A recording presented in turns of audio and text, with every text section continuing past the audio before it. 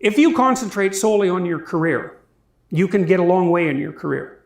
And I would say that that's a strategy that a minority of men preferentially do. That's all they do. They work like 70, 80 hours a week. They go flat out on their career. They're staking everything on the small probability of exceptional status in a narrow domain. But it's hard on them. They don't have a life. It's very difficult for them to have a family. They don't know how to take any leisure activity. Like, they get very one-dimensional. Now, it may be that unidimensionality is the price you have to pay to be exceptional at one thing, right? Because if you're going to be something like a genius level mathematician and you want to do that or a scientist, say, it's like you're in your lab all the time, you're working 70 hours a week or 80 hours a week, you're smart, you're dedicated, you're unidimensional, and that's how you get to beat all the other people who are doing that. It's the only way. But the problem is you don't get a life.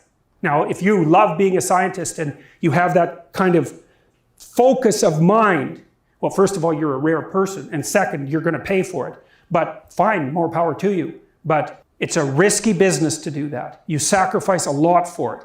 And I would say most often, if you're speaking about having a healthy life, that isn't what you do.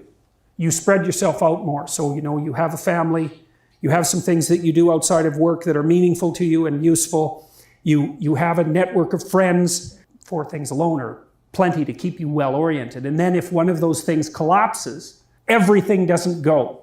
Now, the price you pay for that is the more you strive to optimize that balance, the less likely you are to be fantastically successful at any single one of them. But you might have a very, if you consider your life as a whole, that might be a winning strategy. One of the things Carl Jung said, I really liked this. He thought that men went after perfection and women went after wholeness. There's something different at the top of the value hierarchy. So perfection would be stake it all on one thing and look for radical success. Not that all men do that, because they don't, but we're talking about extremes, at least with regards to the men that do that. The wholeness idea is more like, well, I want one thing in my life to be 150%, or I want 5 things in my life to be 80%. Well, there's a lot more richness in a life where you have 5 things operating at 80%, but you're not operating at any of them at 150%. So, and I really believe this because I've watched men and women go through their careers now for a long period of time, and there's lots of things that produce this.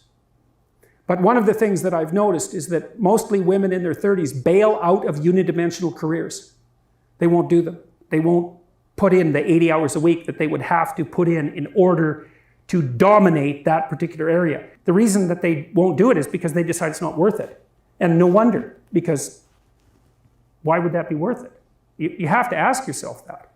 It's like, well, you want to be an outstanding scientist. It's like, okay, really, that's what you want? Because that means that's what you do. Because you're competing with other people. They're smart, they're hardworking, and if you want to be at the top, you have to be smarter and work harder than any of them. And working hard means working long hours. I mean, it also means working diligently, but in the final analysis, it's also an additive issue. If I'm smart and hardworking and I can crank out for 70 hours a week, and you do it for 30, it's like, in 2 years, I'm so far ahead of you, you will never, ever catch up. So, anyways. And I think maybe part of the reason too that women are oriented that way more than men, I think there's 2 reasons. One is socioeconomic status does not make women more attractive on the mating market, but it does make men more attractive. And the second is women's time frame is compressed, right? Because guys can always say, well, I'll have kids later. And they can say that till they're like 80. Whereas women, it's like, no way, man, you got to get it together by the time you're, let's say 40, but really probably by 35, but definitely by 40, because otherwise it ain't happening. And that's bloody dreadful. Like, one of the common routes to extreme unhappiness is to want children and not have them. I wouldn't recommend that.